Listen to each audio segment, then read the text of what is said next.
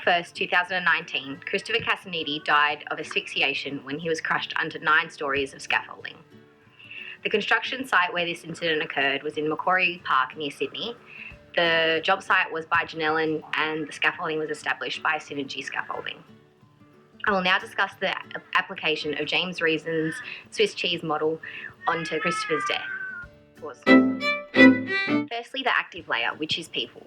This includes all people which were directly involved in the incident. This is Christopher, other workers on the job site, safety auditors and inspectors, and staff from Ganellen and Synergy. The main hazards in this layer are the people that were involved in removing the safety equipment from the scaffolding. There were reports to Ganellen from Synergy that this was done on multiple occasions. Now the first latent factor is the engineering layer. Building M, where Christopher was working, was missing Raker ties and sole boards. Both of these are essential for stability and load bearing on the scaffolding. Secondly, the procedural layer. This workplace appears to have had limited use of safety tools and practices.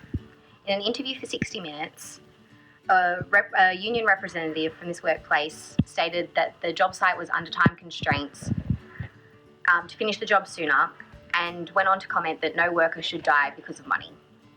The interviewer highlighted the fact that 3 workplace officers had resigned while working on this job.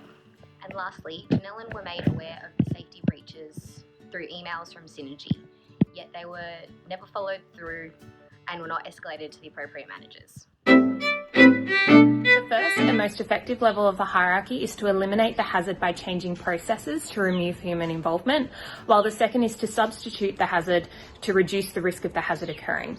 Both options are either not practicable or pose other significant hazards and costs and therefore may not be reasonable in this case. The third level aims to isolate people from the hazard through engineering controls, such as anchoring the scaffold, using sole boards and containment sheeting, all which must be implemented under regulation. The next level is to use administrative measures to change the way people work, such as completing safe work method statements, warning signs and training people on safe behaviours. The final and least effective control measure is using personal protective equipment, which includes items such as harnesses, hard hats and protective. It is evident not all these control measures were implemented and maintained, therefore we must question what latent factors did contribute so improvements can be made. A positive safety culture can improve safety awareness and performance. However, Ganellen's website uses wording such as resilient safety culture and states that their company values inform every decision we make. However, safety is not a value, implying that they have a reactive safety culture that is not prioritised in decision making. Engineering factors were the final factor to make the various hazards align. However, it is in the procedural and administrative factors that could have prevented this incident. Firstly, there were lackings in the implementation of procedural factors as required by law, such as tampering with the scaffold. It is in the administrative conditions where enforcement can be made by training staff to educate them on the importance of safety regulations and the potential outcomes should they not be followed. It is also the safety supervisor's responsibility to ensure that the site is safe by upholding safety protocols to assist workers to acknowledge their responsibilities towards themselves as well as others. In order to prevent fatalities from occurring, the company needs to be proactive and implement the following recommendations. Training workshops needs to be organized to encourage an organization-wide safety culture so that safety protocols are religiously followed and hazards are rectified as soon as identified.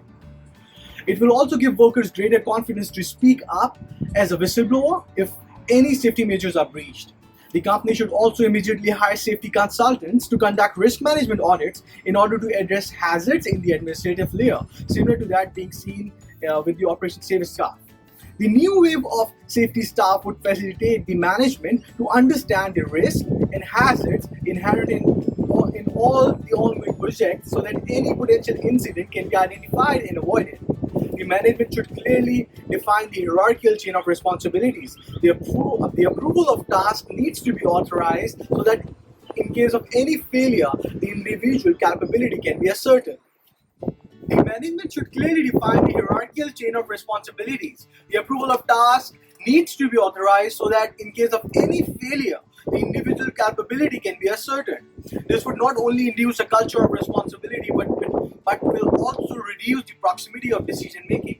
Lastly, the management should take a pragmatic approach in dealing with any possible risk and hazards. The use of a scaff shield should be immediately made compulsory at all the sites. Introducing such a technology would aid in preventing hazards